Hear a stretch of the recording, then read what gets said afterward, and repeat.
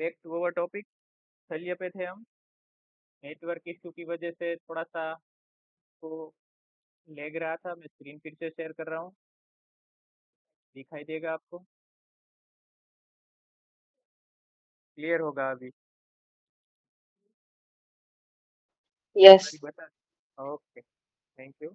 चलिए, तो रक्त मोक्षण का मैंने वो बताया था कि जो कोई भी फिर से मैं बता देता हूँ। अगर आपको रक्त मोक्षण ये सिलेबस के पॉइंट ऑफ व्यू से देखना है तो सबसे पहले इसमें डेफिनेशन इंपॉर्टेंट है।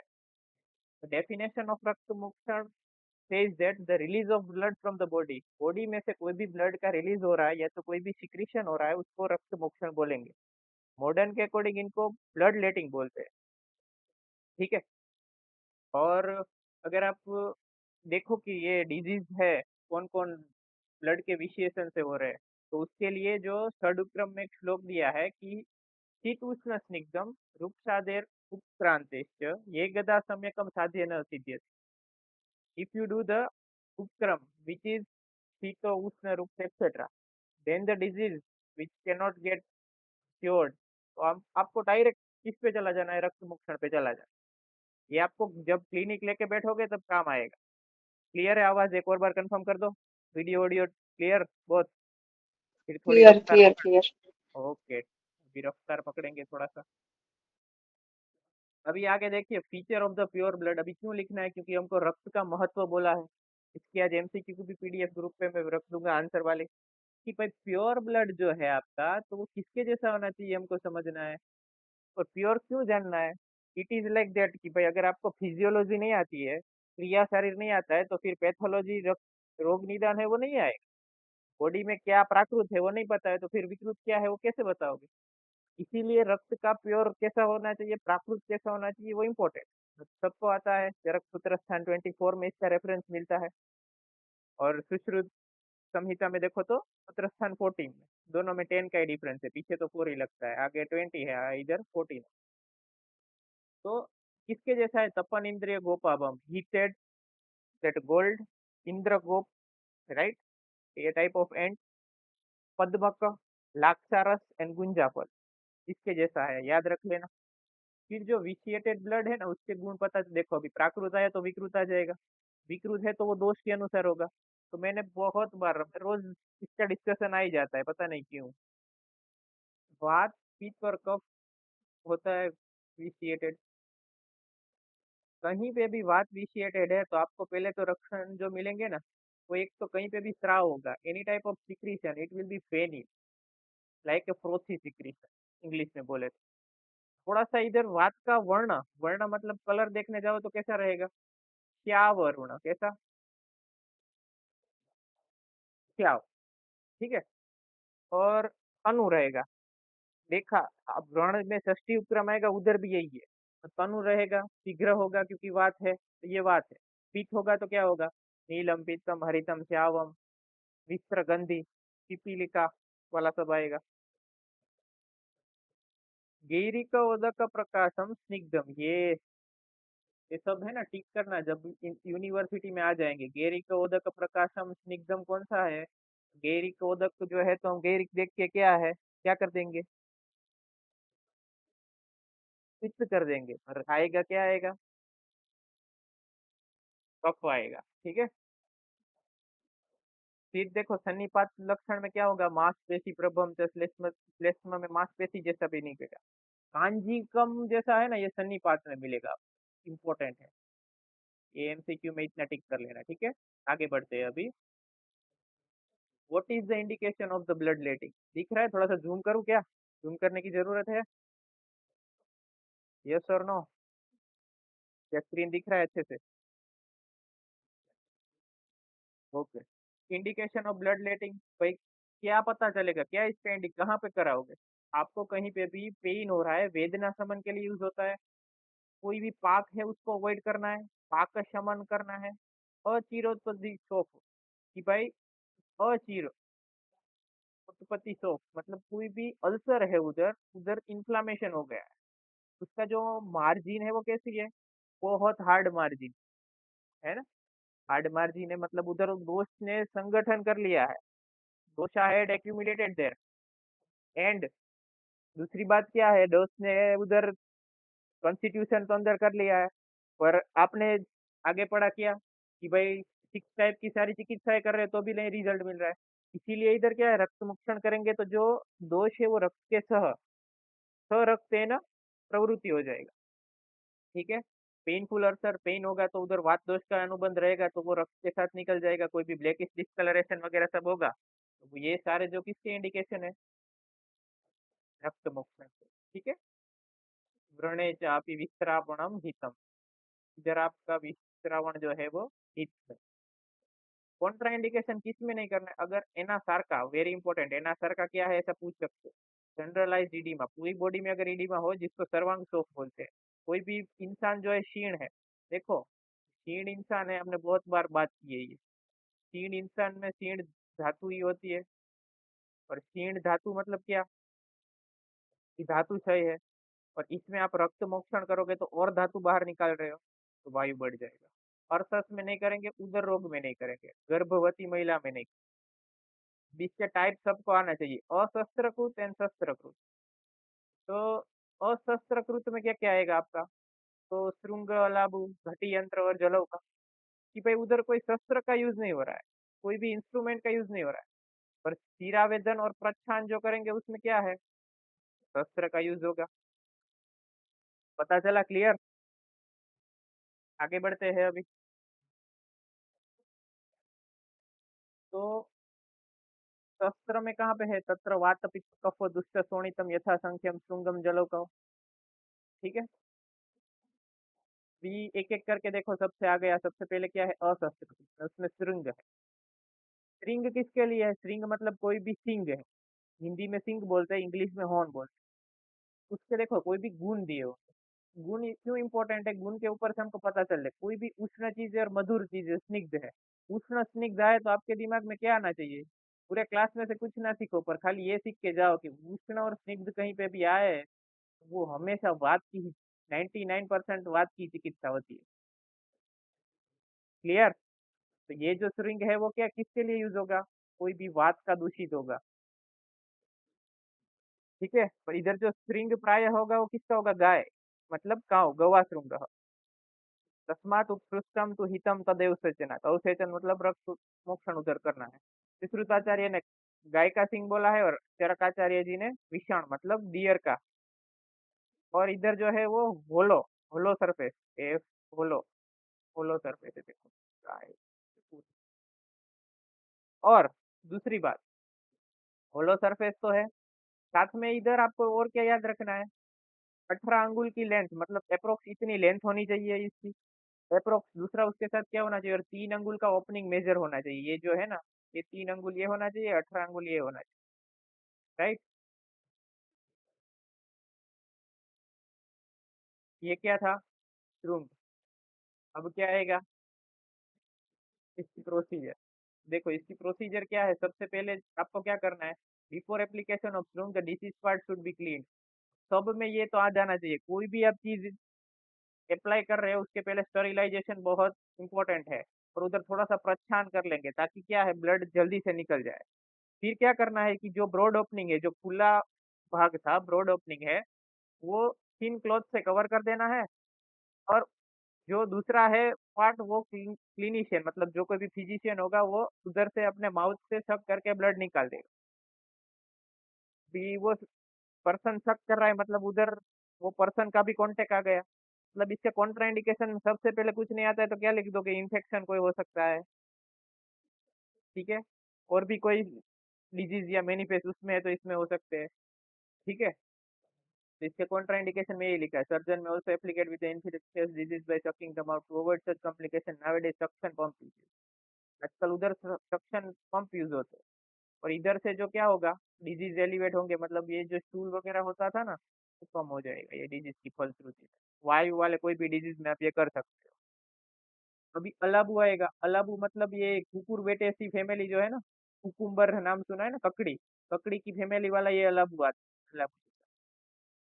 ठीक है, ये कफज कंडीशन में करना है। अभी देखो कफज कंडीशन में क्यों करना है, एक गुण, सब गुण खेलते हैं इधर।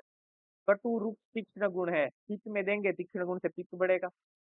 वायु में दिया तो कटु रूप से वायु बढ़ेगा, तो अभी बचा के कफ, कफ ही देंगे। इसका जो है वो 12 अंगुल लेंथ होता है, और जो इसका ओपनिंग होता है वो 4 से 3 अंगुल होता है।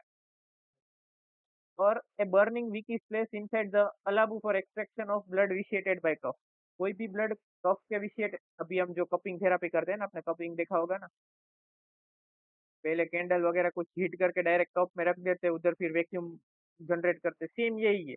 भी देखो वही बोला होगा, इधर जो उसकी मैकेनिज्म है ना, अलाबू ले लिया, उसको कट कर लिया, पल्प ले लिया, पर्सन को स्नेहन स्वेदन करा लिया, उसके बाद में ब्लड इनलेट करेंगे, इंसिशन मेड करेंगे। इंसिशन क्यों बनाएंगे? ताकि उधर से ब्लड है वो आराम से आ जाए।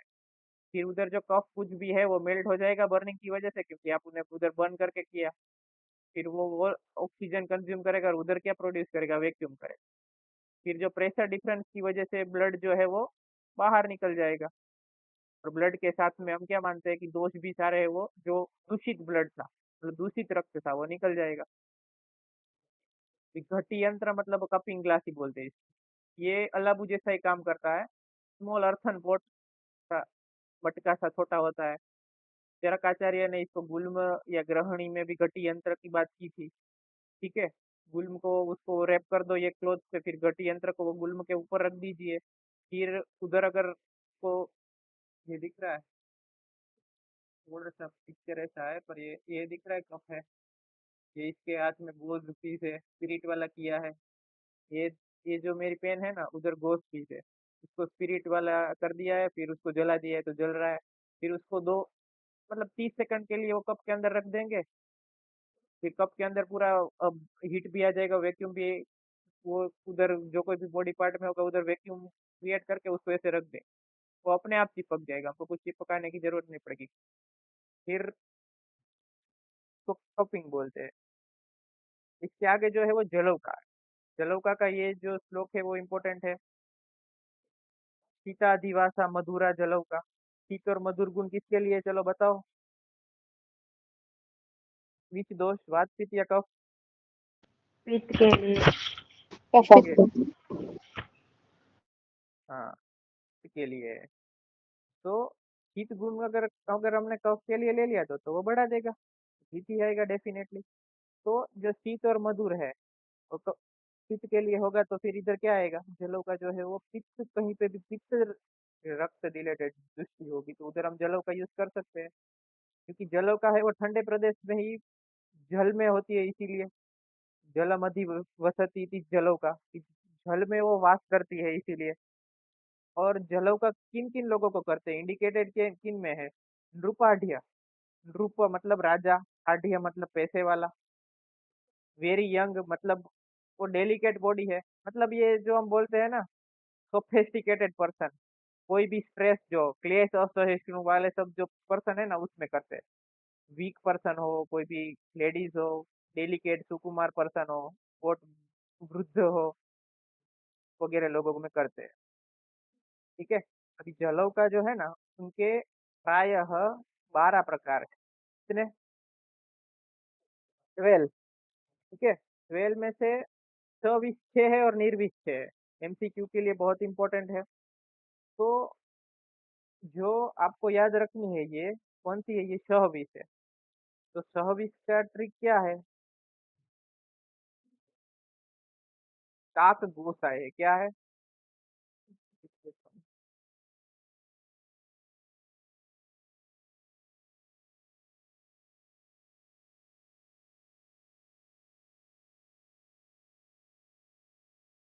काक गोसा है। अगर आपको आता है तो ठीक है, जिनको नहीं आता है। काक मंजे क्या है? के फॉर कृष्ण, के फॉर दूसरा के है वो कर्बूरा, ए फॉर अलगर्दा, जी फॉर गोचंदन, एस फॉर सामुद्रिक। ठीक है, और आई फॉर इंद्रयुधा। इंद्रयुद्धा जो है ना वो इम्पोर्टेंट क्यों है? क्योंकि इसका आगे आएगा कि इंद्रयुद्धा लीज जो है ना, उसका बाइट जो है वो इनक्यूरेबल असाध्य है, पर्सन की डेथ भी हो जाती। इसलिए जानना चाहिए कि ये लीच है वो पॉइजनस है कि नॉन पॉइजनस है। बहुत इंपॉर्टेंट है ये। तो याद रहा? क्या याद रखना है? एक दो बार प्रैक्टिस करोगे हो जाएगा। काक गोसाई, के फॉर कृष्ण, ए फॉर अलगर्दा, के फॉर कर्बूरा, G फॉर गोचंदना, S फॉर सामुद्रिका, I फॉर इंद्रयुत। ठीक है। और अभी जो है वो 6 हो गई, अभी जो 6 होगी वो कैसी होगी? निर्विष, तो इसकी ट्रिक KPS MPS। कपिला, पिंगला, शंखमुखी, मुसिका, पुंडरीक मुखी एंड सवारिका, सावरिका, सवारिका जो भी बोलो, सावरिका। KPS MPS ये खाली देखो, सारी ट्रिक हम नहीं बना सकते, पर ये जो आगे आगे के जो अल्फाबेट है जो हमको एग्जाम के टाइम पे स्ट्राइक हो जाए, MCQ है तो डायरेक्ट स्ट्राइक हो जाए कि भाई हाँ ये है ये है, इसीलिए ये हमने बताई है। बाकी आप 4-5 बार ऐसे रिवीजन करेंगे हो जाएगा। आ जाते हैं पॉइजनस जो जलव का है वो क्या क्या कर सकती है, कि अगर उन्होंने बाइट किया आपको तो आपको उधर जो है वो क्या हो जाएगा, स्वायत्तु हो जाएगा। एक्सेसिव ईचिंग मतलब अति कंडू, मूर्छा हो सकती है और उधर आपकी डेथ भी हो सकती है उसके पॉइजन में, इंद्रयुत आप, क्योंकि वो क्यूरेबल नहीं है। उसके लिए आपको चिकित्सा क्या देनी है, महागज देना है, महागज। ओके, आगे बढ़ते हैं। अभी नॉन पॉइजनस जो है वो आप तो यूज कर सकते हो, जो आपका रक्त मोक्षण करा रहे हैं आपके क्लिनिक में कहीं पे भी। ठीक है। Sir hello. हाँ, सर इसमें ये महागद नामक औषधि क्या चीज़ है? महागद में क्या क्या आता है? महागज का आपको रेफरेंस जो है वो भैषजीय रत्नावली में मिल सकता है, और आपको सारंगधर संहिता में भी मिल सकता है। उसमें जो प्रायः दवाई रहेगी वो आपने जैसे अगस्त तंत्र में पढ़ा होगा, दूषी विष गर विष होगा, तो उसमें जैसे सीरीस विषग्न द्रव्य बताया है, तो दारू हरिद्रा है, और भी बहुत सारे। ऑलरेडी मेरे को बहुत सारे नाम नहीं आते, पर जो देखो एक सीरीज है, हरिद्रा है, दारू हरिद्रा है, वचा है, ऐसे सारे जो विषग्न गुण जिनके पास है, जो प्रायः पित्त को कम करे, थोड़ा सा श्लेष्मा अगर बढ़ गया है, उसको कम करे। साथ में आप कोई भी जो हृदय शोधन के लिए जो हमने पढ़ा था, क्या पढ़ा था स्नेह अध्याय में, कि आपको जो स्नेह देना है वो प्रभुत मात्रा का स्नेह देना है, तो ये सारी चीजें आप उसके साथ में दे सकते हैं। का रेफरेंस आपको भैषज रत्नावली में मिलेगा। मैंने ब्रॉडली आपको द्रव्य सारे बता दिए। ठीक है, क्लियर। भी आगे, अभी देखो, हाँ, हैबिटेट क्या है, कहाँ पे ये जो नॉन पॉइजनस जलों का है वो कहाँ पे रहती है, तो ये जो है वो उनका हैबिटेट क्या है, या तो आप कैसे बता सकते हो कि ये ऐसी है, तो क्या देख के आपको पता चलेगा कि ये भाई, डायरेक्ट सबके मन में क्वेश्चन आना चाहिए ना कि भाई हाँ, वो कैसे पता चले। वो थोड़ी सी बल्की होती है, महाशय, थोड़ी सी वो स्ट्रोंग भी होती है, और जो ब्लड है उसको फास्ट सक करे, बहुत जल्दी से, शीघ्र, शीघ्र पाई नहीं हो, ऐसा जो लिखा है ना। ठीक है। महाशरीरा बलवती, शीघ्र पाई नहीं हो, महाशना, बहुत ज्यादा सक करती है लंबे समय तक। ये सब जो है वो कौन सी है, नॉन पॉइजनस है। पॉइजनस में तो बताया, अगर उसने किया तो आपको क्या हो जाएगा, इन्फ्लामेशन, एक्सेसिव कंडू हो जाएगा, उधर बर्निंग सेंसेशन, मतलब आप सहन भी ना कर पाओ ऐसा। अभी देखो पॉइजनस जलौका कहाँ से आ रही है, वो प्यूरिफाइंग, मतलब ये जो सारे पानी में जो मछलियाँ वगैरह सब रहते हैं ना, उनके सारे जो मूत्र पुरुष वगैरह सब उसमें रहेंगे, तो वो उनके साथ ग्रोथ होती है। इसीलिए हिंदी में कहावत है ना कि आप जैसे लोगों के साथ रहते हो वैसा आप, जैसा संग वैसा रंग। तो इधर ये लागू होता है कि भाई वो लोग देखो सारा सड़ा हुआ मरा हुआ ऐसी चीजों के साथ रहते हैं, तो इसलिए वो कैसे टॉक्सिक हो गया है। ठीक है, आगे बढ़ेंगे। अनफिट जलों का, कौन सी जलों का हम नहीं लेंगे, हमारे लिए जो है वो क्या है, त्याज्य है। तो या तो न पूजिता बोलते हैं, कि जो है वो कैसा है, स्थूल मध्यम, उसका जो मध्यम भाग है वो स्थूल है। अगर वो स्थूल होगा तो वो अच्छे से शक नहीं कर पाएगा। वो अगली हो मतलब बाहर से खुरखुरी स्किन वगैरह सब हो, और वो जो है वो धीरे धीरे, उसकी जो गति सारी धीरे धीरे, ब्लड भी धीरे ले, तो उसका मूवमेंट भी अगर आप वाटर में देखो तो धीरे धीरे है। और जो विष वाली है ये हमारे लिए इम्पोर्टेंट नहीं है, ये नहीं लेंगे, त्याज्य करें। अभी जलों का आचरण कैसे करते हैं, तो ये इम्पोर्टेंट है, जलों का कभी भी आए ना तो ये सब जो पे, देखो कोई भी ये आज सारी जो मैं भी चीजें बता रहा हूँ ना, जलों का त्रिविध कर्म, उसको आपको 3 पार्ट में डिवाइड करना है। सबसे पहले पूर्व कर्म, पूर्व कर्म में ना हमने सबने आगे देखा कि भाई कौन सा दोष है वो सब आपको जानना है। तब पता चलेगा पेशेंट का हिस्ट्री ठीक से ले लिया। अभी जो जलों का आचरण है ना, ये प्रधान कर्म में आएगा। प्रधान कर्म में आ गया, फिर इसके बाद में जो उसकी चिकित्सा होगी, उसको कोई हमको शीत चिकित्सा देनी है, तो वो कौन सा कर्म आ जाएगा? पश्चात कर्म। ठीक है, तो जलाऊ का चरण में क्या आएगा? पेशेंट को पहले बैठा देना है, जो उसका लेसन या कोई भी आपको जो जिसको उधर पेन हो रहा है, वो सब देख लेना है, पेन हो रहा है नहीं हो रहा है, वो स्किन के लिए आया क्या है, सब हिस्ट्री बिस्ट्री आपने ले ली। ठीक है, अगर उधर पेन वेन नहीं है तो आप क्या कर सकते हो, थोड़ा सा स्क्रैच कर कैंड या पाउडर से वो गोमय चूर्ण मतलब रूप द्रव्य से स्क्रैच कर सकते हो, प्रच्छान जैसे। फिर जो आपने लीच है वो जलों का जो है वो एक पोट में रखते हैं हम। जलों का संग्रहण विधि वगैरह हम डिटेल में अभी नहीं जाएंगे। थोड़ा सा ये जो सीरीज है ना, थोड़े दिन तक सबकी थोड़े लोगों की एग्जाम है, इसलिए उन्होंने मेरे को थोड़ा रिक्वेस्ट किया था, तो मैंने सोचा रोज हम थोड़ा सा रिवीजन करा देंगे, एग्जाम के बाद में हम टॉपिक को थोड़ा डिटेल में समझेंगे कि भाई हाँ ऐसा क्यों होता है। 10-15 मिनट ज्यादा हो जाए पर थोड़ा डिटेल में थोड़ा कुछ टाइम तक देख लीजिए। तो इधर वो पोट में रखना है, एक कोई भी अर्थन पॉट है उसमें आप रख सकते हो, उसके साथ में आपको मस्टर्ड टर्मरिक हल्दी वगैरह सब उधर उसको अप्लाई कर देना है, और एक मुहूर्त तक उसको ऐसे रखना है जलौ का। ये अप्लाई करने का कारण क्या है, हम सबको भी पता है, हम सब लोग जब सुबह में उठते हैं तो थोड़ा टाइम क्या है हमको ऐसे ही उठने के डायरेक्ट बाद किसी ने बोल दिया भाई ये फटाफट करो, तो नहीं होगा। थोड़ा सा रिलैक्स मोड में होते हैं तो फिर उनमें से हमको बाहर निकलना होता है। तो exactly same 48 minutes to 50 minutes उसको हरिद्रा के आसपास आप रखेंगे या उसमें डिप करके रखेंगे, तो उसको क्या है वो जो रिलैक्स फेस में है उसमें से वो बाहर निकल जाएगा। फिर उसको अप्लाई करना है जो कोई भी लीजन पार्ट है उसमें। फिर जो जलों का है उसको फाइन क्लॉथ में उधर कवर कर देना है, उसका माउथ नहीं कवर करना है, जलों का को कवर करना है। जलों का जो है वो अगर इससे चिपक नहीं रही है तो उधर आप ब्लड वगैरह दो, क्योंकि वो ब्लड है तो वो चिपक जाती है, अपना मुंह डायरेक्टली खोलती है। तो अगर ऐसा करने पर भी अगर जलों का नहीं चिपकती है तो आप क्या करोगे, अगर आप थोड़ा सा स्क्रैचिंग ये जो बोला ना सैंड पेपर से कर दोगे तो थोड़ा ब्लड बाहर आएगा, तो फिर अपने आप चिपक जाएगी। फिर जलौका ने अगर ब्लड सक करना शुरू कर दिया तो जो उसका मिडल पोर्शन होगा वो हॉर्स शेप जैसा, मतलब उधर जो है वो उभार आ जाएगा, थोड़ा सा पता चलेगा उसका माउथ उधर जो है वो सक कर ज्वाइंट हो जाएगा हमारी स्किन से डायरेक्टली। जो सकिंग जलो का जो है उसको थोड़ा थोड़ा कोल्ड वाटर उसमें स्प्रिंकल करना है थोड़ा, ताकि अगर पित्त वगैरह की दोस्ती हो तो उसको भी थोड़ा सा गर्म ना लगे। फिर आपको अगर देखो, इम्पोर्टेंट लाइन है हाईलाइट करता हूँ मैं, अगर आपको शोध कंडू वगैरह जो दिखाई दे रहा है उधर, तो आपको क्या समझ जाना है कि भाई अभी क्या हो गया है, सॉरी, शोध कंडू वगैरह आपको अगर दिख रहा है तो आपको ये समझ जाना है कि भाई इधर है वो हमारा शुद्ध ब्लड निकलना शुरू हो गया है, दोष वाला ब्लड है वो खत्म हो गया है।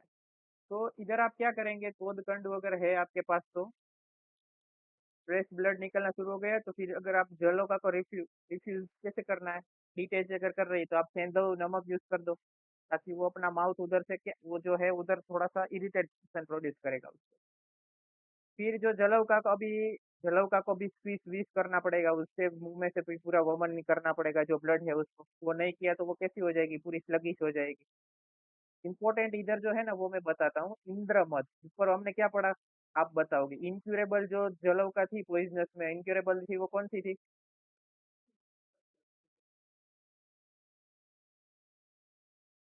इधर पढ़ा ना। इंद्रायधु। हाँ, तो इधर वो इंद्रायदु पॉइजनस थी, उधर से डेथ होता था। ये इंद्र मद क्या है, ये दोनों में कंफ्यूजन हो जाएंगे। इंद्र मद जो है वो क्या है, जलव का अगर वोमिट अच्छे से नहीं किया, जलौका का वमन ठीक से नहीं करवाया, तो उससे क्या हो सकता है कि जलौका का असाध्य व्याधि हो जाएगा। ठीक है, वो उसके लिए फिर वो मर जाएगी। इंपॉर्टेंट है, पूछ लेते पीजी में भी एक्सर्शन रीजन करते। और ये सब जो जलौका का एक बार रक्त मोक्षण हो गया तो 7 दिन तक उसको नहीं करना है, वरना उसको भी टॉक्सिसिटी हो जाएगी, वो कभी कभी पॉइजनस लीच में कन्वर्ट हो जाती है। इससे आप क्या कर सकते हो, management of wound by leech भी, उसका मैनेजमेंट क्या है वुंड का, उधर आप क्या है सट धोत घृत लगा दो, हनी के साथ और मधु के साथ थोड़ी देर रब कर दो, और जो हिम चीजें है शीत चीजें है उसका उपचार कीजिए थोड़ी देर, क्योंकि अगर आपको अगर बर्निंग सेंसेशन वगैरह सब हो रहा है और अगर तो भी ब्लड नहीं जा रहा है तो आप कसाई रस का भी यूज कर सकते हो। मतलब बंद नहीं हो रहा है तो आप कसाई रस, क्योंकि कसाई रस का फंक्शन मेन क्या होता है, याद है किसी को? हम्म। स्तंभन। हाँ गुड। वो स्तंभन करता है रक्त को। स्तंभन, कोई भी स्तंभन मतलब क्या, गति कोई भी है चीज उसको स्टॉप करना है। कॉन्स्टिपेशन में क्या होता है, विबंध में क्या होता है कि जो पूरी से वो बॉडी में से निकल रहा है, आंत्र में से, स्थूल आंत्र इंटेस्टाइन वगैरह में से निकल रहा है, पर उधर वायु ने स्तंभ कर दिया है, फिर वो उधर रुक जाएगा। वैसे इधर रुक, रक्त को भी हमको रुकाना है, क्योंकि रक्तम जीवामिति स्थिति। रक्त का काम क्या है, प्रीणन के बाद में जीवन आता है, रक्त पित्त में यही आएगा सारे कसाई द्रव्य। तो अभी चलो मेरे को बताओ, आप सब जीनियस हो, कसाई रस तो इधर दे रहे हैं, तो कसाई रस वर्ज्य कहाँ पे होगा, कौन सी व्याधि में होगा, और कौन सी व्याधि में भी कौन से फेस में होगा?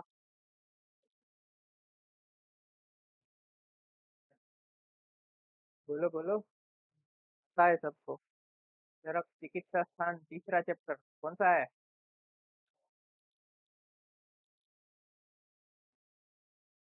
नाम आता है क्या? पहला तो रसायन था, दूसरा वाजीकरण, चौथा रक्तपित्त। रक्तपित्त किसके संताप से ज्वर चिकित्सा।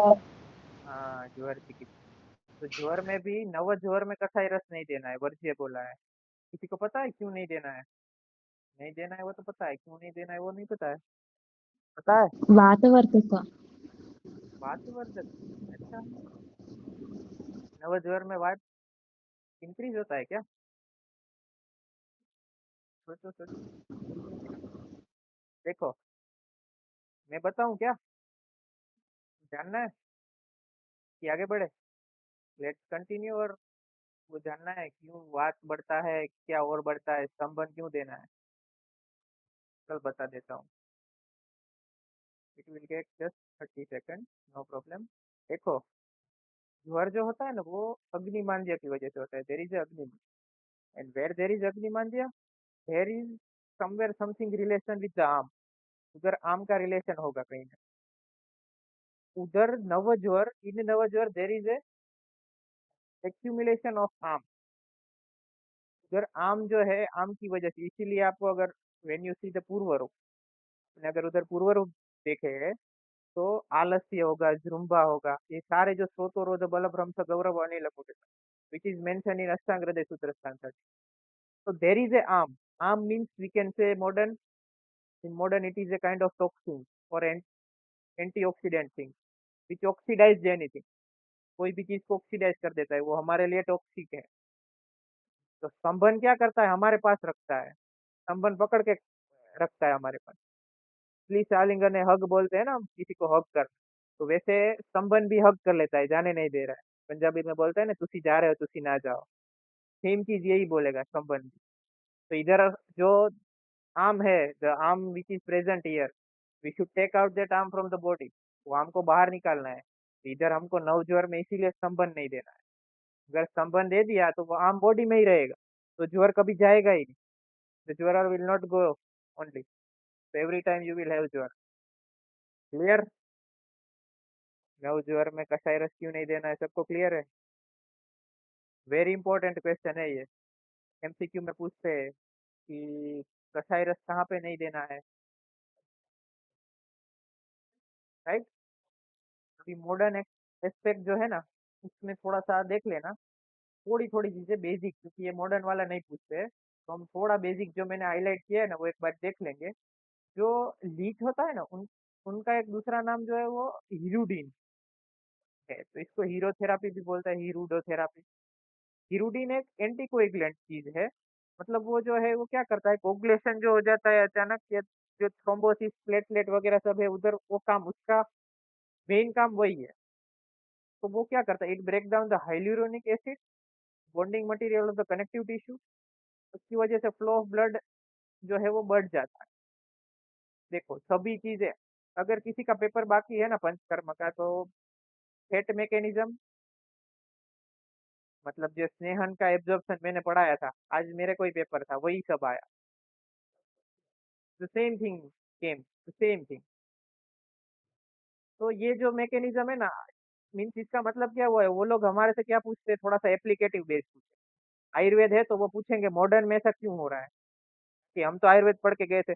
इधर भी सेम चीज, ये इधर लीच में भी अगर उनको थोड़ा सा मॉडरेट पेपर बनाना है तो पूछेंगे what is the mode of action. तो वो क्या करेगा, उसके पास दो चीजें, they have two active principle, one is hirudin and one is hyaluronic. ये दोनों का काम क्या है, तो ये देखो ब्लड सर्कुलेशन इंप्रूव करता है, थ्रोम्बोलाइटिक, वो जो थ्रोम्बस प्रोड्यूस करता है, थ्रोम्बस जो हो जाता है वो ब्लॉक हो जाता है, ओक्लूड करता है, ब्लड को जाने नहीं देता है, हम उसको आम मान सकते हैं। एंट्री इन्फ्लामेटरी, अगर उधर इन्फ्लामेशन वगैरह हुआ तो फिर ये प्लाक वगैरह बनता है, प्लाक सुना है ना, एटीरियोस्क्लेरोसिस, आर्थेरियोस्क्लेरोसिस सब पता है। हार्ट की वॉल में ये कोलेस्ट्रॉल वगैरह का डिपोजिशन हो जाए उसको प्लेक बोलते हैं। तो फिर उधर जो है इम्यूनो स्टिम्युलेटरी थिंग जो है सब हो जाता है। तो उधर हमको वो क्या चाहिए, सब था सब। देखो नेचुरल हीलिंग क्या है हमारी बॉडी में, कहीं पे भी आप ब्लड सर्कुलेशन अच्छी कर दो ना, तो that is a natural healing. उधर आपको आयुर्वेदिक दवाई भी नहीं चाहिए, एलोपैथी दवाई भी नहीं चाहिए, और कोई अदर थेरापी भी नहीं चाहिए। नेचुरली ब्लड सर्कुलेशन अगर इंप्रूव कर दो, वो वासोडाइलेशन से होता है। आजू बाजू का अवरोध सारा निकाल दो तो ब्लड अपने आप से वो ठीक कर देता है। ये हमारी बॉडी की नेचुरल मैकेनिज्म। ये जो हीरोडिन थेरापी से क्या हो जाएगा है कि उधर कोई भी ओक्लूशन है तो वो सारा चला जाएगा। कहीं पे भी इस्केमिया है, कहीं पे भी थ्रोम्बोलाइटिक एक्शन हुई है, कोई भी अगर इन्फ्लामेशन है, ये सब में वो हेल्प करता है। किस किस में ये नहीं करवाना, वेरी इंपॉर्टेंट। किसी को हीमोफीलिया है, ब्लड में इन्फेक्शन है, किसी को अनेमिया है, किसी को हाइपोटेंशन है, हाइपोटेंशन में नहीं कराना है। जनरलाइज वीकनेस रहती है पूरी, और कोई भी टीबी वगैरह जो क्रोनिक इन्फेक्शन है उधर उसमें नहीं कराना है। ठीक है, फिर आगे जो आता है ना वो वेरी इंपॉर्टेंट टॉपिक है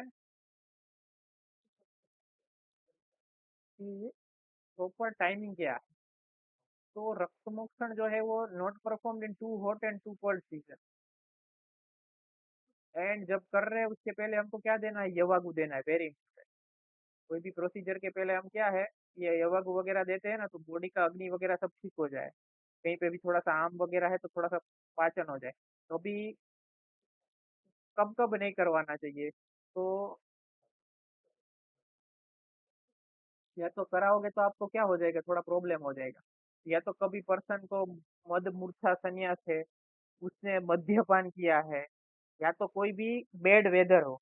दूरदीने का मतलब क्या होता है, क्लाउडी वेदर हो ना, हमारे सारे शास्त्र में ऐसा बताया है कि अगर क्लाउडी वेदर हो ना तो त्रिदोष प्रकोप हो जाता है। तो ऐसे टाइम पे आपको कोई भी कर्म नहीं करवाना है। पर एक और चीज मैं ऐड करूंगा इधर, ये हमारे गुरुवर्य सब लोग जो सर के पास हम लोग जाते हैं कभी कभी सीखने के लिए, वो सर लोगों ने वेकेशन में टाइम मिलता है तब जाते हैं, वरना तो कॉलेज रहता है। उन्होंने अपने ऑब्जर्वेशन से देखा है कि ये अमावस्या हो, पूर्णिमा हो, ऐसे जब दिन होते हैं ना, जैसे सुश्रुत संहिता में चैप्टर 1 में रेफरेंस है, वो दिन पे अगर आप रक्त मोक्षण करते हो ना, तो फिर उधर ब्लीडिंग में कुछ ना कुछ इश्यू आते हैं, हीलिंग में, ब्लीडिंग में, ऐसा मैंने सुना है। ठीक है, तो कभी आप देखना क्या होता है। तो वो हमको वो दिन जो होते हैं वो उधर त्याज्य होते हैं, तो उस टाइम पे नहीं करना है। फिर अगर आप एक्सेसिव उधर ब्लड फ्लो हो गया तो आपको क्या हो सकता है, तो अगर एक्सेसिव ब्लड फ्लो हो गया तो आपको सबसे पहले क्या हो जाएगा, उधर सारी अति रक्त का क्षय जो है, ऐसी व्याधि हो जाएगी।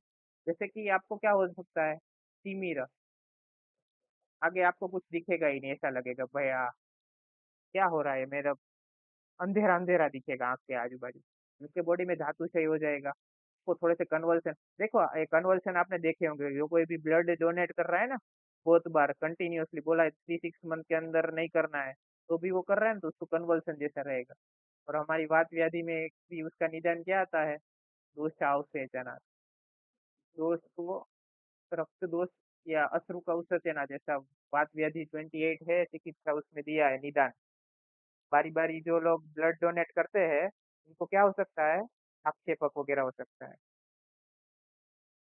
ठीक से हुआ है वो कैसे पता चलेगा, सम्यक गत्वा यदा रक्तम स्वामेव तिष्ठते शुद्धम तदा विजानयात्। कैसा रहेगा कि जो आपकी कोई भी व्याधि है ना, व्याधो उपशामयेत्, कोई भी आपको अगर कंडू है, पेन हो रहा है, दाह है, तो उसका शमन हो जाना है। क्या होगा साथ में, लाघव, आपको थोड़ा सा लाघवता रहेगा। वेदना शांति, व्याधिर वेग परिक्षय। व्याधि का जो वेग आ रहा था वो थोड़ा सा कम हो जाएगा, और व्याधि के लिंग जो है वो क्या हो जाएंगे, कम हो जाएंगे, मन प्रसाद हो जाएगा, है ना। आचार्य सुश्रुत जी ने मन को भी इतना रेफरेंस दिया है ना, स्वस्थ परिभाषा में ही बताया है ना, तो वही सब आएगा। आगे जो आएगा ना वो शीराव्यज का टॉपिक, वेरी इंपॉर्टेंट है ये।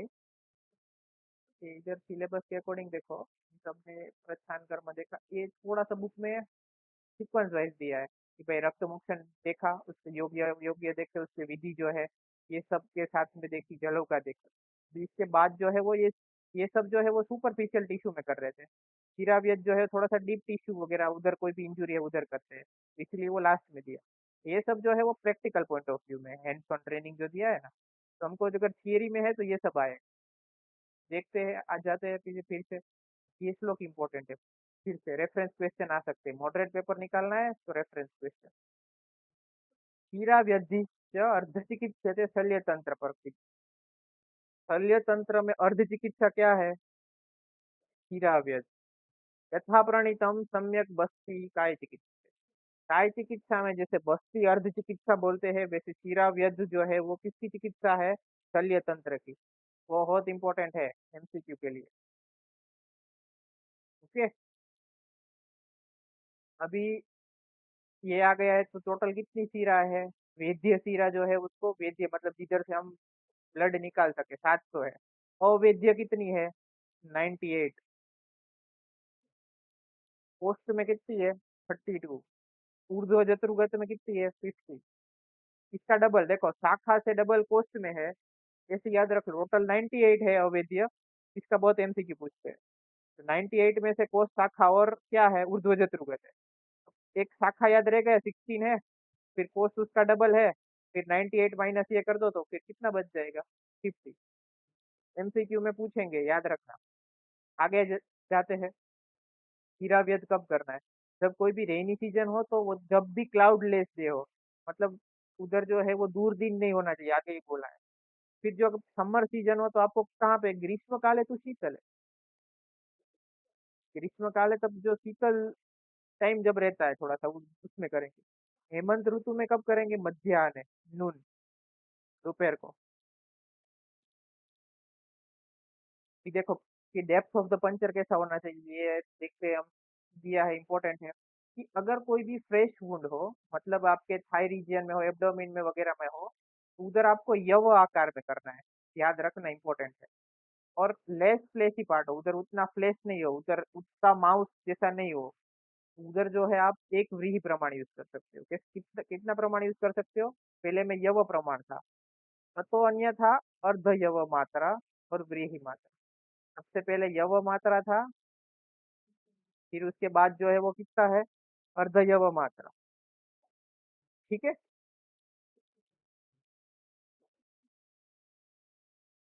Over the bone the puncture should be done with कुठारिका and is a measure of half the barley. Half यव है, बोन में करना है तो वेरी इंपॉर्टेंट, पूछेंगे क्योंकि डायरेक्ट इधर दे दिया है बोन पे अगर आपको करना है।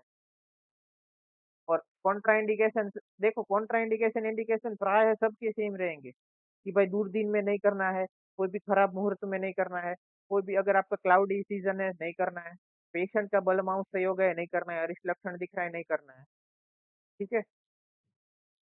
पेशेंट को उसमें स्नेहन स्वेदन करके बिठा देना है, उसकी डाइट जो है उसमें यवागु आना चाहिए, प्रॉपर ऋतु होना चाहिए। Part puncture should be ligated, not too tight और नॉट लूजली। जहाँ पे भी उसको पंचर करना है वो बांधना है, पर बहुत टाइटली भी नहीं, बहुत लूजली भी नहीं। और जो वेन है उसको पंचर करना है शार्प इंस्ट्रूमेंट से। अगर उधर बहुत ज्यादा विशिएटेड, अगर उधर बहुत ज्यादा ब्लड निकल गया तो उधर बहुत ज्यादा वात का विशेषण हो जाएगा, तो उधर उसको प्रिकिंग पेन, तोड़ वट दाह होगा, दाह भी होगा और तोड़ भी होगा। तो उधर आप क्या यूज कर सकते हो, घृत यूज कर सकते हो। ओके।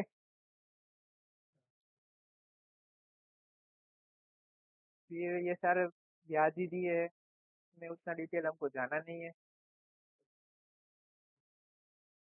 हाँ, आ जाइए इधर, आइडियल सीराव्यध कैसे हो जाता है।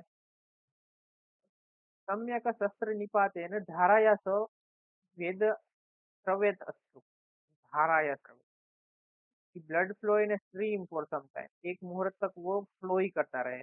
विदाउट एनी कोई स्टॉपेज, मतलब वो बूंद बूंद में नहीं आ रहा है, मतलब धीरे धीरे जो मोशन में आ रहा है वैसा आ जाए, वो आइडियल पंचर है। स्पॉन्टेनियसली बहुत इंपॉर्टेंट है, एक मुहूर्त तक रखना है।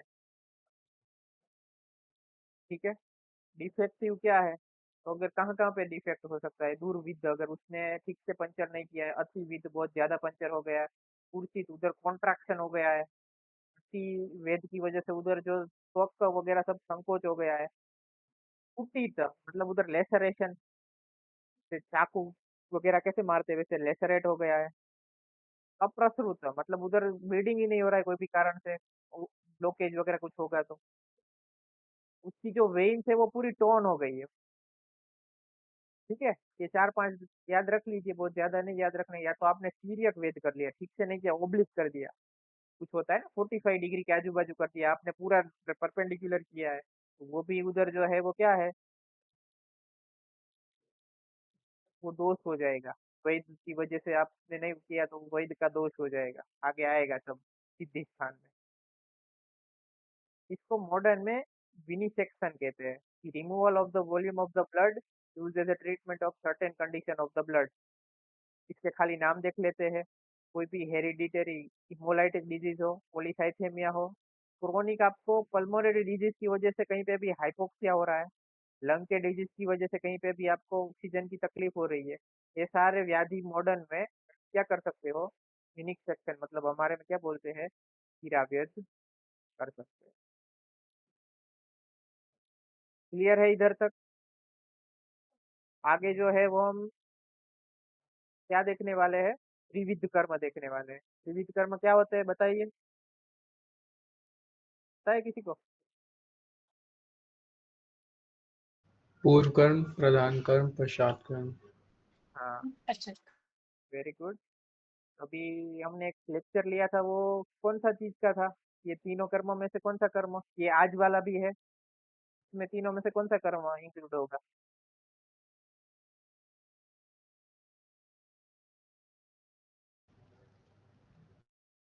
समझ में आया मैंने क्या बोला, कि वो आप लोग समझे ही नहीं। आगे हमने चार कर्म का लिया था, अग्नि कर्म का लिया था, ये सब कर्म ही हुए, ये कौन से कर्म में आएगा, आइडिया है। प्रधान कर्म। प्रधान कर्म। प्रधान। प्रधान कर्म। अच्छा, हम्म। है मैंने नेक्स्ट वालों की तरह, ऐसा थोड़ी जरूरी है प्रधान कर्म में है, तीनों में आ सकते हैं। चार में भी पूर्व कर्म तो था। मुरली गुरु। अगर मैं प्रायरली बोलूँ, शस्त्र कर्म बोलूँ, तो आप बोल सकते हो शस्त्र कर्म डेफिनेटली प्रधान में आएगा। बाकी तो कोई भी कर्म है तभी में तो पूर्व, प्रधान और पश्चात तो आएगा। क्लियर है ना। नेक्स्ट यही है, नेक्स्ट में कुछ दूसरा आपको रॉकेट साइंस वाला नहीं पूछ देंगे कि भाई हाँ, same is this kind of antibiotic, fourth fifth six level six generation antibiotic बोलो, सिफेलोस्पोरिन का, इससे कुछ नहीं पूछेगा, यही पूछेगा, सिंपल क्वेश्चन पूछेगा, जर कॉमन सेंस लगे। पता चल गया, बेसिक से ही करना है, बहुत ज्यादा नहीं करना है। आ जाते हैं त्रिविध कर्म। त्रिविध कर्म जैसे कि आप लोगों ने बोला, पूर्व कर्म, प्रधान कर्म और पश्चात कर्म है। इसमें पूर्व कर्म में सबसे पहले क्या आएगा, कि देखो इधर हम मेडिसिन तो नहीं दे रहे, तो सर्जरी कर रहे हैं। कोई भी पूर्व कर्म में सर्जरी की प्रिपरेशन होती है, जैसे कि अगर पंचकर्म है उसमें भी ऐसा है, पूर्व कर्म, प्रधान कर्म और पश्चात कर्म। अगर उधर हमको पूर्व कर्म देखना है तो उधर दीपन पाचन स्नेहन स्वेदन सब करेंगे। उसके पहले भी पूर्व कर्म का भी पूर्व कर्म होता है, कि सब संभार संग्रह करना है, रोगी की हिस्ट्री ठीक से लेनी है, तो इसमें सब यही आएगा। तो इधर सर्जरी कर रहे हैं तो प्री ऑपरेटिव बोल देंगे। सॉरी, प्री ऑपरेटिव में क्या आ सकता है, सबसे पहले देखो इधर एक श्लोक लिख दो, लोगम आदो परीक्षे तत्व अंतरम औषध। इधर औषध दे रहे, सर्जरी दे रहे, कुछ भी दे रहे, सबसे पहले रोग की परीक्षा होनी चाहिए। भाई रोग कौन सा है, रोग रोगी जो भी है, तो इधर परीक्षा विधि जो भी है सारी देखो, 10 मार्क का पूछा है तो आप क्या है थोड़ी थोड़ी बता देना। त्रिविध परीक्षा मतलब क्या है, आपको दर्शन स्पर्शन परीक्षा करनी है, इससे पता चलेगा कि भाई जो रोगी है वो कौन से डिजीज से आ रहा है। इधर जो डिजीज है वो आपका क्लासीफाई तो हो गया कि वो शल्य साध्य ही होंगे तो ही आपके पास आएंगे, तो ये त्रिविध हो गया। फिर षडविध जो होगा उसमें आप मेनली क्या रहेगा, प्रश्न परीक्षा जो है वो, प्रश्न परीक्षा म्हणजे क्या होता है, हिस्ट्री। जो आप उसकी हिस्ट्री पूछते हो वो कहाँ से है, क्या है, उसने कोई प्रीवियस सर्जरी कराई है, उसके फैमिली हिस्ट्री में कुछ ऐसा है। फिर जो है अष्ट स्थान परीक्षा उसमें से, मतलब अभी मॉडर्न में अष्ट स्थान परीक्षा समझो तो क्या है, नाड़ी मतलब वाइटल सारे है, वाइटल आ जाएगा। हम टंग फिजिकल एग्जामिनेशन जो होती है और वाइटल जो है टंग एग्जामिनेशन वगैरह करता है वो उसमें आ जाएगा। सब ये क्या है, पेशेंट को तैयार कर रहे हैं, पूछ के वगैरह जो है उसकी फाइल तैयार करते हैं, उसके सारे आगे मॉडर्न आएगा, ये सब आयुर्वेदा का थोड़ा सा है कि आयुर्वेद में ये, ठीक है। अब ये सब देखने के बाद हम क्या करेंगे, डिसाइड करेंगे कि व्याधि कैसी है, अगर साध्य है, कृत साध्य है या फिर है। कोई भी सर्जरी होती है तो उसमें पहले ये सब प्रोज एंड कॉन्स होते हैं ना। सर्जन का तो यही सिद्धांत होता है, मतलब ये लोग उनका सेइंग्स ऐसा है कि अगर 1% भी चांस है तो हम ट्राई करेंगे, 99% ऐसा लग रहा है इंसान जाने वाला है पर 1% चांस है तो देन वी विल ट्राई। ठीक है, आगे बढ़ते हैं। फिर दूसरा क्या क्या होगा, कोई भी ट्रीटमेंट मोडालिटी लेनी है तो उसका इवेल्यूशन करेंगे, भाई कौन सी करेंगे। जैसे कि देखो यंत्र, शस्त्र, चार, शुंग, जलों का वो सब करना है, ये सारी प्रोसीजर, तो इनमें से वो किसमें फिट बैठता है। फिर जो करना है वो चीज आपकी स्किन मतलब क्लीन हो और स्टेरिलाइज हो। ओटी में करते हैं, ऑपरेशन थिएटर में। वो जो है ऑपरेशन थिएटर जो है वो हम स्टेरिलाइजेशन में आगे पढ़ा होगा, आज मैं उसकी नोट शेयर करने वाला हूँ। मैं अगर भूल जाऊँ तो ग्रुप में कोई एक बार लिख देना स्टेरिलाइजेशन नोट, ऑलरेडी है। तो ऑटोक्लेव वगैरह से आप स्टेरिलाइज कर सकते हो। खास ध्यान करना देना है कि डाइट ऑफ द पेशेंट कैसा होना चाहिए, वो इम्पोर्टेंट है। लघु भुक्तवंत आतुरा, लघु भुक्तवंत मतलब वो लघु थोड़ा सा खाया हुआ होना चाहिए, इधर पूरा कॉन्ट्राइंडिकेट हो, कॉन्ट्राइडरी हो जाएगा एलोपैथी और हमारा। वो बोलते हैं नील बाय माउथ, पर हमने भी नील बाय माउथ कहाँ पे बोला है, मूड गर्भ, अश्मरी भगंदर, मुख रोग, भुक्तवत, ये जो है अभुक्तवत करना है। ठीक है। फिर जो इसमें जो पूर्व कर्म जो भी है, मतलब व्रण के जो है इसमें से आप कर सकते हो जो भी इधर रूप के अनुसार। प्रधान कर्म आ जाएगा, देखो प्रधान कर्म में क्या है, अश्वित शस्त्र कर्म, और भी कुछ होगा जो हमको चिकित्सा में करना है, आपकी युक्ति के अनुसार आप कोई भी कर्म है वो ऐड कर सकते हैं। आपको अभी सर्जिकल प्रोसीजर में क्या क्या ध्यान रखना है, जो शस्त्र हमारे पास है सार है और जो अग्नि है वो बहुत डेंजर है, इसलिए हमको उसको ऐसे ही यूज नहीं करना है, सब ट्रेनिंग ले लेनी है, योग्य विधि इसीलिए है। फिर इंसिशन की लाइन वगैरह सब दिया है कि entry and removal of the surgical instrument should be quick and one, बारी बारी पोक करके नहीं डालना है, सर्जरी एक बार ही होती है। अगर उधर वो आते हैं ना बहुत सारे केस आपने देखे होंगे, डॉक्टर लोगों ने सर्जरी की, अंदर कैंची भूल गए, बातों बातों में अंदर कैंची भूल गए, दे forgot the seizure inside the abdomen or the peritoneum of the person and they sutured the person and after OT they check the x-ray and they are able to see the seizure inside the person's abdomen। तो बहुत सारे आते हैं newspaper अगर आप देखते हो तो ऐसे नहीं करना है, आचार्य वो बोलते हैं ध्यान, ध्यान उधर ही होना चाहिए। फिर जो है वो गति जो है उधर कहीं पे भी पस टिश्यू या तो अनहेल्दी टिश्यू ना हो ना, ऐसे इंसिशन आपको लेने हैं। ठीक है, तो भी आपका क्या होगा, ग्रेन्युलेशन टिश्यू, यानी कि जो उधर रुझा है आपको कम होगी, ग्रेन्युलेशन टिश्यू अच्छा आएगा। ठीक है, अगर कहीं पे भी पस है, देखो ये एनल रीजियन में सारा एनोरेक्टल होती है तो इधर कहीं पे भी पस होगा। इन केस ऑफ पस don't be cleared by one incision, the surgeon should make another incision at the same distance. पस को एक इंसिजन में कभी भी क्लियर नहीं करना है, उसका काउंटर इंसिजन आना, देखो एक इंसिजन इधर लिया, उसका काउंटर इंसिजन इधर ले लिया, ताकि उधर कहीं पे भी पस होगा तो वो ड्रेन हो जाएगा। ओके, पता चला। आगे देखते हैं टाइप ऑफ द छेदन, तो छेदन के थोड़े से टाइप है। एक मिनट, ओब्लिक इंसिशन है और हाफ मून अर्धचंद्राकार है। वो कहाँ कहाँ पे देते हैं ना, बहुत इंपॉर्टेंट है। आज अगर किसी को एमसीक्यू सोल्व करने हैं, मैंने सारे वो जो है उसके एमसीक्यू इधर मर्ज कर रखे हैं, थोड़े से सोल्व कर रहा था तो उसमें भी देखो एक क्वेश्चन सेम आया था यही, अगर मिल जाए तो। जो सारे ग्रुप पे मैंने किए थे ना शेयर, उसका कंपाइलेशन करके रखा था। सेम क्वेश्चन इधर ही आया था, तो वो कहाँ पे यूज होता है, मिल जाए तो डायरेक्ट आपको दिखाता हूँ। ग्रुप पे डाल दो तो उधर ये था क्वेश्चन। अर्धचंद्राकार जो है, ये रहा अर्धचंद्राकार, वो कहाँ पे करेंगे, बूढ़े जमे। ठीक है, बहुत इंपॉर्टेंट है। कौन कौन से कहाँ पे करना है, हैंड्स एंड फीट में कौन सा करना है, चंद्रमंडल पाणिपादेश। अन्यथा तो शिरा स्नायु छेदनम अतिमात्रा वेदम शिराट व्रण संहरणम मांसकंदी प्रादुर्भाव। अगर ऐसी चीजें आपने जो ऊपर बोली है वो प्रिकॉशन मेंशन नहीं किया, तो आपके उधर जो है वो इंजुरी भी हो सकती है। शिरा स्नायु में भी आपको तीव्र रुझा होगी। शिरा स्नायु रुझा होगी तब जो स्नेह देते हैं ना, वो मज्जा देते हैं, तीव्र रुझा होती है। मज्जा और वसा वसा देते हैं प्राय। मज्जा अगर बहुत अगर सही हो गया और अग्नि अच्छी है ना, तो देते हैं। और उसकी वजह से अगर जो है उधर हीलिंग बहुत देर से होगा, किलोइड जैसा बन जाएगा। देहस्य रुधिरं मूलं रुधिरेण धार्यते मध्यस्थेन सत्यम रक्तम जीवम इति स्थिति। वेरी इंपॉर्टेंट, ये प्रधान कर्म में लिख के ही आना है कि देह में जो रक्त है ना, बहुत इंपॉर्टेंस रखता है। अगर रक्त ठीक से नहीं है तो फिर आपको बहुत दिक्कत आ जाती है, क्योंकि वो जीवन का फंक्शन करता है, परिणाम के बाद में जीवन आता है।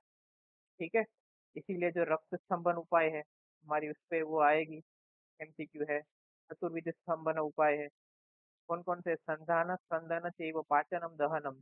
वेरी इंपॉर्टेंट, क्या क्या है, संधान, स्पंदन, पाचन और दाहन। ठंडी चीजें वगैरह लगाएंगे। पाचयेद भस्म, दाह संकोचयेद शिरा। दाह से जो शिरा संकोच मतलब अग्निकर्म, दाह मतलब इधर अग्निकर्म है, वो शिरा को संकोच कर देता है। मतलब इसको क्या हो गया, वो वासो कॉन्स्ट्रिक्शन हो गया, तो वो ब्लड फ्लो नहीं होगा। व्रणम कषायम संध्यते। ठीक है, वो रण को संधान कौन करता है, कसाई रस, क्योंकि उसका फंक्शन क्या है, संबंध। रक्तम स्पंदयते हीमम, रक्त का गुण जो है वो उष्ण है, उसके सामने शीत दे देंगे तो उष्ण गुण कम हो जाए। पता चला, यही है cold application, coagulate the blood वगैरह सब दिया है। दहन पाचन आदि कर्म जो है वो इम्पोर्टेंट है ये। इसको क्या बोलते हैं, रक्त स्तंभन उपाय बोलते हैं। क्या बोलते हैं, रक्त स्तंभन उपाय। एलोपैथी में इसको हीमोस्टेसिस बोलते हैं। स्टेसिस मतलब खड़ा रह जाना। स्टेगनेंट वाटर बोलते हैं ना, ऐसा गंदी नाली का पानी नहीं उधर ही रहता है, तो स्टेगनेंट मतलब उधर जो रक्त की गति है वो रुक गई है उधर ही। फिर जीवन कर्म का भी बताया है कि कैसे कैसे आप कर सकते हो, किस किस से, पानसु रोम नखादि, मतलब आपने ये अश्वित शस्त्र कर्म में सब पढ़ा है। हेयर है, नेल है, कोई भी बोन का टुकड़ा है, ये सब जो है वो आप क्या कर सकते हो, उनको क्लोज करने में सीवन में यूज कर सकते हो। इसके बाद ये पूर्व कर्म प्रधान कर्म खत्म हो गए। पश्चात, पश्चात कर्म में आपको क्या देखना है, बल वर्ण अग्नि कार्य तो पश्चात, ये उसका बल वर्ण जैसा था वैसा है, व्याधि में से पूरा उसको समन मिल गया। प्रधान कर्म का जो फल है वो उसको मिला है सम्यक कि नहीं मिला है, वो देखना है। इसीलिए पेशेंट को एक पूरा वार्ड और उसकी केयर मिलती है, उसको क्या बोलते हैं, व्रणितम आगार। जैसे सूती का आगार होता है, एक वार्ड है सूती का, जो प्रेग्नेंट हो गई है महिला, उनके लिए एक पूरा आगार होता है, सूती का आगार बोलते हैं। जैसे व्रणित कोई भी है, व्रण मतलब इन्होंने जस्ट इंजुरी के लिए वर्ड ग्रहण कर दिया कोई भी, तो इधर जो व्रणित होगा वो क्या होगा, इसके लिए व्रणित आगार। ठीक है, तो ये जो है वो पेशेंट को है well equipped and well situated होना, ऐसा अनहाइजीनिक वगैरह नहीं होना। उधर जो पर्सन है वो अपने फ्रेंड्स वगैरह के साथ बैठ सकते हैं, बात कर सकते हैं, क्योंकि ये सब मेंटल स्ट्रेंथ के लिए, पित्त प्रकृति वाले लोगों के लिए क्या बोला है, मित्र से बातें करना वगैरह से उसका पित्त अच्छा रहता है। कौन सा पित्त अच्छा रहेगा, 5 पित्त में से, गैस रुद्गतम पित्तम, कौन से पित्त का स्थान जो है वो हृदय में है, पता है किसी को, अभिप्रेता साधना, साधनम रुद्गतम पित्तम, क्या सुना है किसी ने, तो वो उधर साधक। हाँ बोलिए बोलिए, तो बोल रहा था क्या, साधक हाँ साधक पित्त रहेगा उधर। ठीक है। फिर उधर जो क्या होता है, वुंड जो है उसका प्रोटेक्शन होता है, मतलब ड्रेसिंग वगैरह सब करता है। पेशेंट को क्या ध्यान रखना है, कोई भी मूवमेंट करे वगैरह से उधर उसको जो पट्टी बांधी है या कोई भी वुंड का उधर इन्फेक्शन नहीं होना चाहिए। वो पेशेंट का प्रायर मेन एम या मोटो होना चाहिए। ठीक है। अभी देखो ड्रेसिंग कब चेंज करना है ना, बहुत इंपॉर्टेंट है। इस पे एमसीक्यू पूछते हैं या वाइवा में पूछते हैं। हेमंत ऋतु में 3 दिन थर्ड डे तीसरे दिन में करना है। शिशिर और वसंत ऋतु में दूसरे दिन में करना है। उल्टा बोला मैंने। हाँ। है। Every second day in the शरद ऋतु, ग्रीष्म ऋतु एंड वर्षा। Okay same. मतलब 3 दिन और 2 दिन का रेफरेंस मिल रहा है। मतलब ये जो सारी विंटर सीजन वगैरह है ना, उसमें आपको 3 दिन के अंदर बदला सकते हैं। पर अगर समर है तो आप क्या है, जैसे समर में हम क्या है, बात भी क्या है, थोड़ा सा एक्स्ट्रा करते हैं ना, वो पसीना वगैरह सब हो जाए, स्वेट। इसलिए सेम ऐसे ये कंसेप्ट आप याद रखिए। पोस्ट ऑपरेटिव एनाल्जेसिया मतलब अगर पेशेंट है वो कोई भी सीवियर पेन उसको सब मिल रहा है, तो आप उसको लूप वॉर्म घृत यस्टी मधु के साथ दे सकते हो। उससे उसको पेन में रिलीफ होगा। धूपन कर्म इम्पोर्टेंट है, क्योंकि अगर उधर इन्फेक्शन नहीं होना है तो आपको धूपन करना पड़ेगा। धूपन नहीं किया तो उधर इन्फेक्शन हो जाएगा। तो wound should be fumigate twice in a day for 10 days carefully. ये जो उष्ण तीक्ष्ण द्रव्य है उसके साथ आपको धूपन करना पड़ेगा। Okay. Instruction to the patient, जो स्नेहपान में ही था ना उष्णोदकचारी, वो भी लिख सकते हो। उसको कोई भी अति व्यायाम, अति मैथुन, अति संक्रमण, अति बातें भी नहीं करनी। कोई भी चीज अति नहीं करना है। पूरे दिन सोए भी नहीं रहना है, वरना बेड सोर हो जाएंगे। पता चला? क्लियर? आगे इसका मॉडर्न आएगा शायद, मेरे ख्याल से। ठीक है। मॉडर्न है। मॉडर्न में क्या है, प्री ऑपरेटिव है। प्री ऑपरेटिव में क्या हो जाएगा, बहुत फिजिकल एंड साइकोलॉजिकल प्रिपरेशन है ना। दूल्हे को कैसे शादी के लिए तैयार करते हैं, तो इधर भी दूल्हे को शादी के लिए ही तैयार करना है ना। Complete preparation, physical preparation and mental preparation. From tomorrow you are going out of your hand, ऐसे ही इधर भी from tomorrow you will have surgery. तो इधर सारी जो भी इन्वेस्टिगेशन है लेबोरेटरी की, सबसे पहले ये जो है ये फ्लोटिंग टाइम, ब्लीडिंग टाइम सब करते हैं। इलेक्ट्रोलाइट बैलेंस देखते हैं। फिर अगर डायबिटीज वगैरह है तो HbA1c वगैरह देखते हैं। HIV इन्फेक्शन है तो देखते हैं कौन सा वायरस का इन्फेक्शन है, 1 या 2 है। HbA1sG देख लेते हैं। ECG देख लेते हैं कि अगर कोई हार्ट का रिलेटेड प्रॉब्लम है तो। वगैरह सब नॉर्मल आ जाए तो फिर पेशेंट को तैयार करते हैं, उसको डाइट वगैरह देते हैं। सॉफ्ट डाइट होनी चाहिए, लिक्विड डाइट होनी चाहिए। एंटी डायबिटिक है वो डायबिटीज वालों के लिए होनी चाहिए। फिर उसको नील बाय माउथ रखने 8 to 10 आवर बिफोर। फिर अगर कोई भी इसमें से लागू पड़ता है टिटेनस, एट्रोपिन वगैरह, तो वो उसको दे देते हैं। ये थोड़ी पोजीशन है, अगर अलग अलग ऑपरेटिव के लिए खाली आप देख, ऐसी ऐसी पोजीशन एक दो का नाम रख देना। ट्रेंडलबर्ग जो पोजीशन है, वो आपको कोई भी एनोरेक्टल करना है तो उससे आप कर सकते हो। फोन पोजीशन में भी आप अच्छे से एनोरेक्टल कर सकते हैं। ठीक है।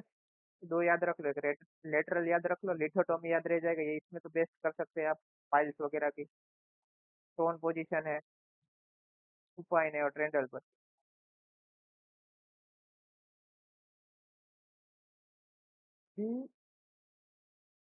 इधर आपको थोड़ा सा इंसिशन का आएगा, जो इतना डिटेल में हमको नहीं जाना है। वुंड केयर के लिए आपको क्या क्या देखना है, खाली जो हेडिंग है देख लेते हैं। आपको उधर ड्रेसिंग कराना है, सेम चीज है वैसी। ड्रेसिंग ये मॉडर्न वाले क्या बोलते हैं कि डेली आपको ट्वाइस कराना है। और उधर जो ट्यूब है, ड्रेन ट्यूब में से अगर पस वगैरह निकल रहा है तो आप उसको क्या कर सकते हैं, बाहर निकाल सकते हैं। खास ध्यान रखना है कि उधर कोई भी क्लोट वगैरह ना हो जाए। क्लोट हो जाएगा तो आगे आपको डीप वेन थ्रोम्बोसिस वगैरह भी हो सकता है। उधर कहीं पे भी अगर फीवर वगैरह कुछ आ रहा है आपका, और भी कोई इश्यू आ रहे हैं, फिर आपको क्या है, वो सिम्टोमेटिक ट्रीटमेंट लेनी पड़ेगी। इधर मेरे को एक चीज जो आपको दिखानी है, हाँ ये रहा, ये इम्पोर्टेंट है। ये पूछेंगे कभी कभी। What are the effective communication skill to obtain the inform consent. अगर आपको पेशेंट के पास सर्जरी लेने का कंसेंट चाहिए तो कैसे ले सकते हो। सबसे पहले अगर कोई भी जो भी सर्जरी करनी है तो उसको सर्जिकल ट्रीटमेंट के बारे में समझाओ।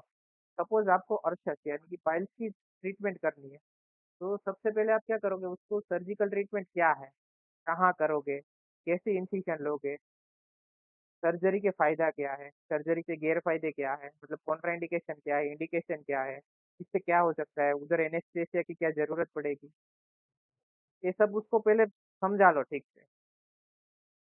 फिर अगर सर्जरी के बिना भी कोई ऑप्शन है, मतलब सर्जरी के बिना भी हो सकता है, मेडिसिन से हो सकता है क्या, सूत्र से हो सकता है क्या, कोई और मिनिमल इन्वेसिव थिंग है क्या, तो सर्जरी में अगर ज़्यादा इन्वेशन हो रहा है क्या, उधर कोई भी रिस्क है क्या, उसके बेनिफिट क्या क्या है, वो सर्जरी का रिकरेंस रेट कितना है, सक्सेस रेट कितना है, ये सब बता के फिर रिटर्न कंसेंट लेना है उसके पास से।